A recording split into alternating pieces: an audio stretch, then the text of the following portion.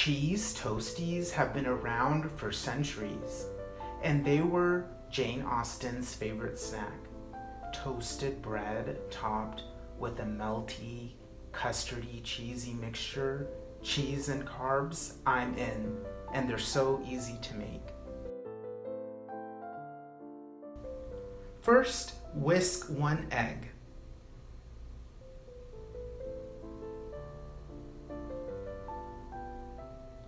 Then add a half cup of shredded cheddar cheese.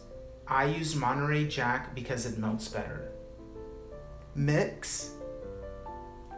Then add a teaspoon of mustard and mix again. I use whole grain mustard, but you can use Dijon too.